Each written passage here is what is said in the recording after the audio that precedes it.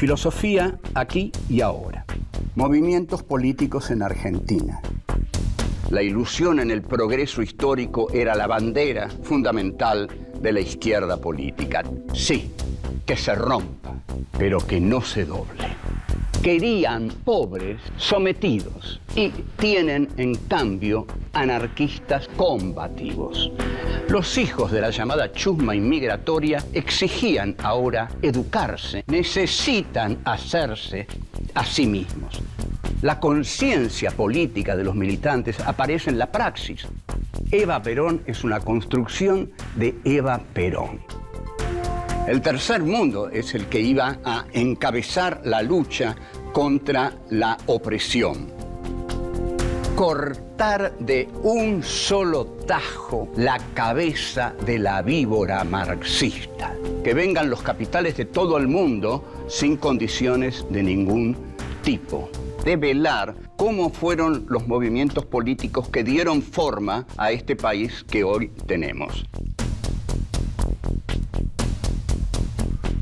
Azules y colorados. 1. El peronismo divide a las Fuerzas Armadas.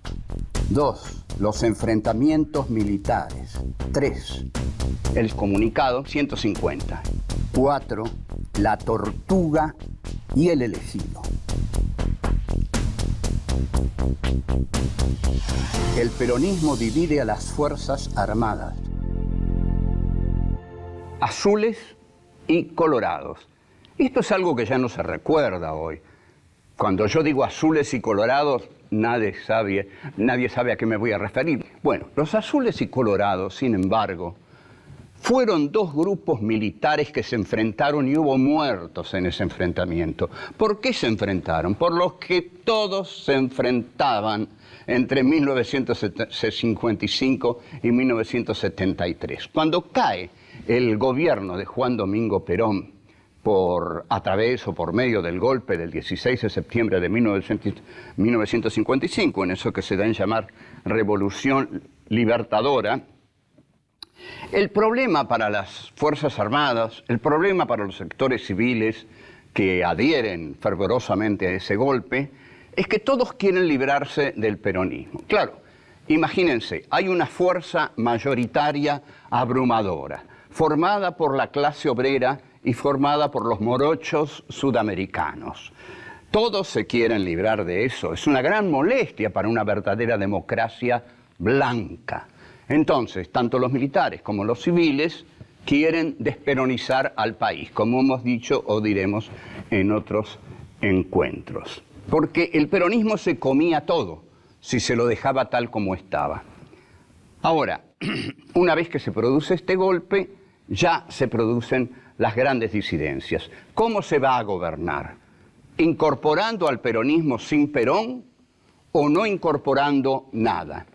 El primero que quiere incorporar al peronismo sin Perón es el general Eduardo Lonardi, hombre honesto, de profunda fe católica, que toma lo mejor del catolicismo, quizás el mensaje del profeta de Nazaret, el del amor, y entonces dice una frase que alarma a todos los furiosos antiperonistas.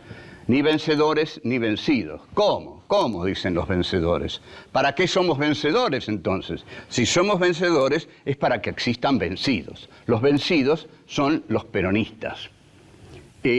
Todos los militares quieren que haya vencidos, porque quieren sentir que esa revolución se ganó. Y esa revolución solo se habrá de ganar si consigue su objetivo final, aniquilar al peronismo. Esto es lo que en última instancia le deben haber dicho a el general Lonardi. Vea, Lonardi, no venga a decirnos que no hay vencedores y vencidos, porque en una revolución hay vencedores y hay vencidos. Y acá los vencidos son los peronistas y nosotros, los vencedores, los queremos expulsar para siempre. Al primero que expulsan para lograr esto es al general que dijo ni vencedores ni vencidos, que es el general Eduardo Lonardi. Eduardo Lonardi es reemplazado por un general muy antiperonista, que es el general Eugenio Aramburu.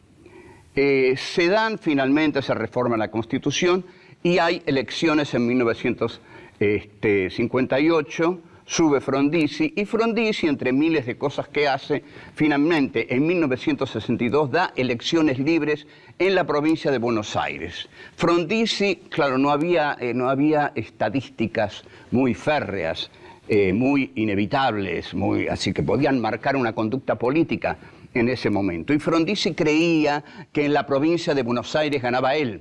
Entonces ahí le permite al peronismo presentarse. Sin embargo, el peronismo se presenta y gana el peronista Andrés Framini, que cuando va a tomar el mando de la provincia de Buenos Aires, los militares lo echan de mala manera.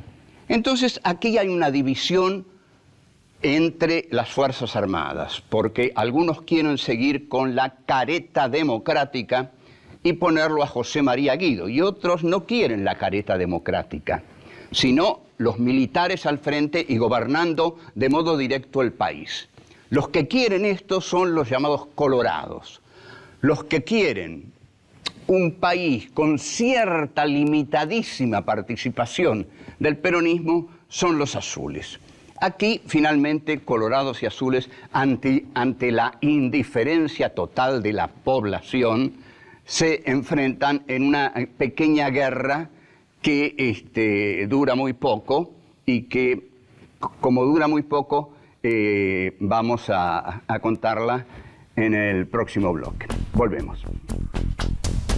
2. Los enfrentamientos militares. La diferencia existente entre azules y colorados no era de un grado, extremo, pero fue lo suficientemente grande como para provocar incidentes violentos en los que se pierden vidas. La Marina, según su habitual tradición, es la que está a la derecha de la derecha de la derecha. ¿A qué podría deberse esto por parte de la Marina? Porque la Marina es una fuerza de ultramar que pocas veces se ocupa de lo interno del país. La Marina ha vivido mirando el país desde afuera o hacia afuera. Pero cuando la Marina miraba dentro del país, se consideraba parte de la aristocracia británica y era tremendamente antiperonista. Se diferenciaba del ejército azul porque el ejército azul buscaba lentamente, con matices, con cautela, ir incorporando a los sectores peronistas. Esto era ya la blasfemia total. ¿Por qué? Porque los azules querían gobernar con una mayor credibilidad democrática. No hay mayores o menores credibilidades democráticas. ¿Hay democracia o no hay democracia? Si hay democracia, el peronismo es aceptado y se presenta a elecciones con su líder natural, el general Perón. Esto hubiera sido la democratización del país. El estallido se produce el 2 de abril de 1963. Tiempo después, el general Galtieri va a invadir las Malvinas en esta fecha del 2 de abril. Pareciera que los militares de distintas épocas tuvieran cierta predilección por esta fecha del 2 de abril. Hay un combate principal en esta colisión de fuerzas armadas, colorados y azules. El principal combate, porque hay un combate, y una vez conocí a un marino que tenía una herida tremenda acá y dijo, bueno, esto fue la guerra. Bueno, la guerra, el principal combate se da en una localidad llamada Punta Indio, en Buenos Aires, en la zona de la bahía de San Borombón. Qué lindo nombre, San Borombón. Cuando yo era chico y me llevaba mi papá a Mar del Plata, cuando llegábamos a San Borombón, ya me daba apetito de comer bombones, lógico. La zona en la bahía de San Borombón es defendida por un capitán de la Marina, lógico, porque ahí estaba asentada la Marina el sector de la derecha, los colorados, el capitán Santiago Saborótz, cuyo nombre, si usted no lo recuerda, es porque no pasó a la historia. Ahora, al frente de los azules viene un personaje que sí va a pasar a la historia del horror. Es el coronel Alcides López Ofranc. López Ofranc es un tanquista y ataca a Punta Indio con sus tanques y derrota a los colorados. En consecuencia, no sin falta de humor, la sociedad llama a López Ofranc el zorro de Magdalena. La verdad es que la gente no veía mucha diferencia entre azules y colorados. Tampoco creía que López Ofranc era Erwin Rommel, el zorro del desierto. Ahora, López Ofranc era un militar que a los pocos días de estar en acción, como parte muy importante de la dictadura de Videla, cuenta el fervoroso activista de los derechos humanos y católico Emilio Fermín Viñone, en un libro que se llama Iglesia y Dictadura, muy buen libro, que estaba en una reunión, Viñone, hablando con el presidente de Acíndar. Y el presidente de Acíndar le decía, caramba, tenemos tantos problemas en Acíndar con las comisiones internas de los obreros. Y llega López Ofranc, que escucha, y de muy buen humor le dice, no se preocupen, ya están todos bajo tierra. Habían solucionado el problema de las comisiones internas. Las internaron bajo la tierra. Así eran de asesinos. Y así terminó el zorro de Magdalena siendo el asesino de la comisión interna de Acíndar. Volvemos. 3. El comunicado 150. Durante esta pequeña guerra entre azules y colorados, al ejército azul se le da por la literatura.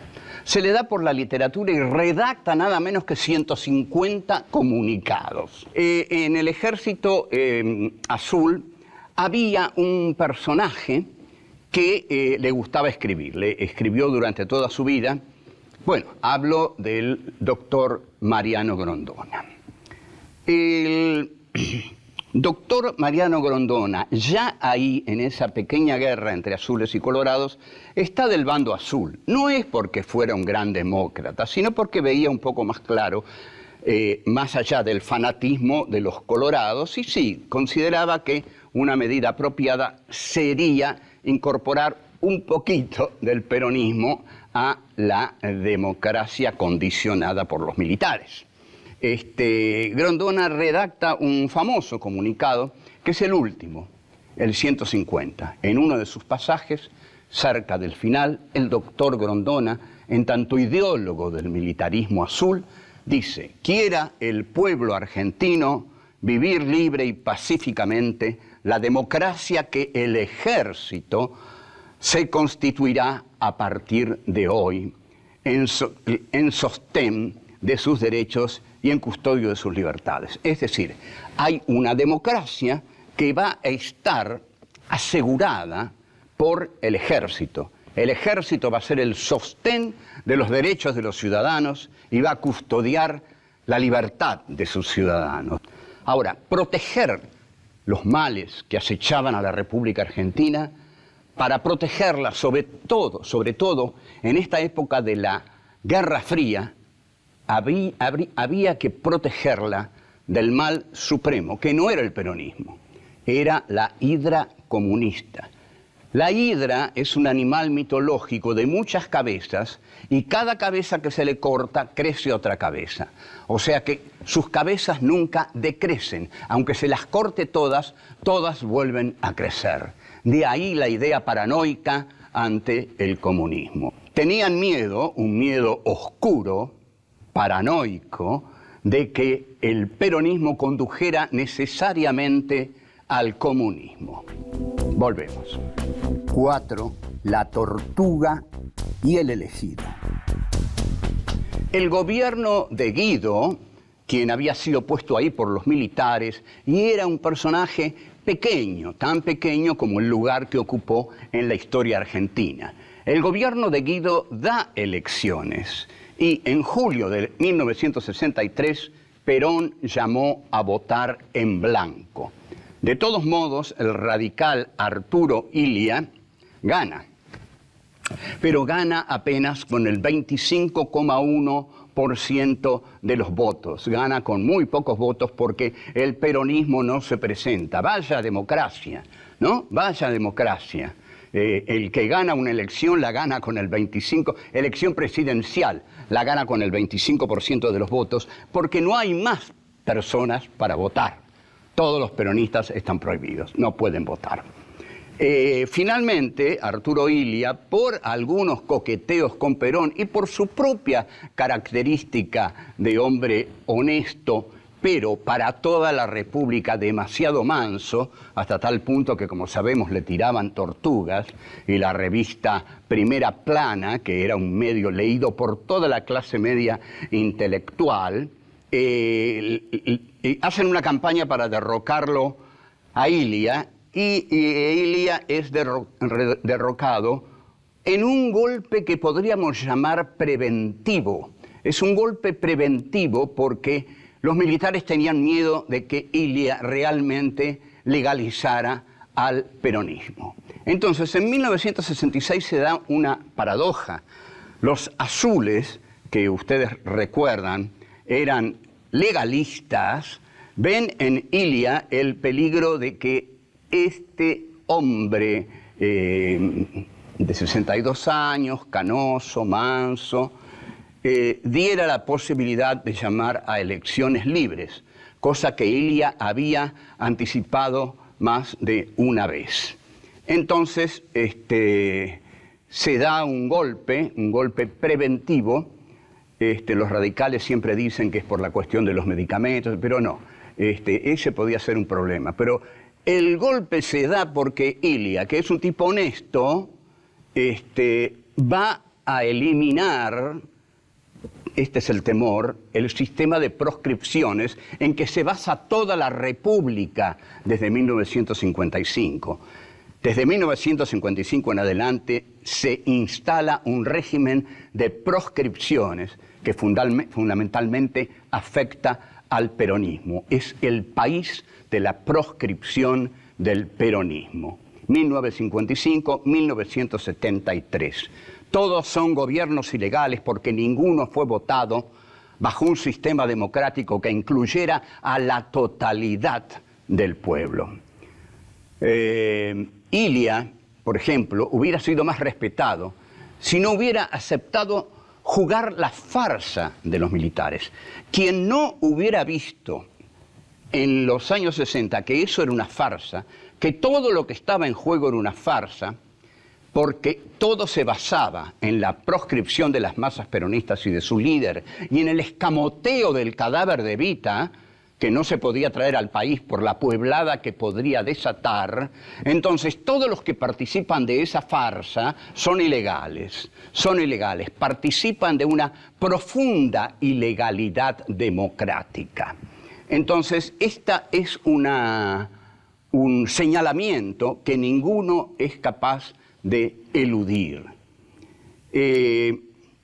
Los militares entonces quieren gobernar directamente ellos mismos. La revista Ahora, por ejemplo, que dirigía un señor llamado Héctor Ricardo García, saca una primera plana con Onganía, con cara de perro malo, y abajo dice un hombre. Como diciendo, este es un hombre y no el viejito de Illia. Queremos a un hombre en la presidencia de la República. Fíjense si uno les hubiera ido a decir, y no quieren una mujer, como luego hubo, ¿no? Cuando les convino, sí la quisieron, porque Isabelita vino a servir los intereses del establishment, y ahí no se le opusieron a Isabelita. Doña Isabel, gobierna y mate, que después nos vamos a ocupar nosotros. Primera Plana, esta revista tan culta, dirigida por Jacobo Timerman, insistía, no queremos una tortuga, queremos un hombre de verdad. El hombre que salió en la tapa de la revista Ahora. Después de la campaña aparece finalmente el hombre de verdad. El hombre de verdad es un hombre de pocas palabras, de ceño fruncido, cursillista católico, con labio leporino. Tiene un enorme bigote de morsa que lo caracteriza así Landru en Tía Vicenta, una revista de la época que es prohibida poco después por los militares. Caracteriza a Onganía como la morsa, porque tiene unos bigotazos que lo hacen parecer a una morsa. Onganía, el 29 de mayo de 1969, sufre el alzamiento en Córdoba, lo que se llama el Cordobazo. Onganía ni lo presentía, no tenía la menor idea de que podía ocurrir eso, pero sí, 29 de mayo, Día del Ejército, en Córdoba se alzan todos los obreros industriales que están ligados a la producción. Y poco después, Onganía tiene que renunciar. Bueno, azules y colorados, ¿qué significan? Nada. Un pequeño matiz que desató una pequeña guerra. Nada más que eso. Hasta luego. Chao.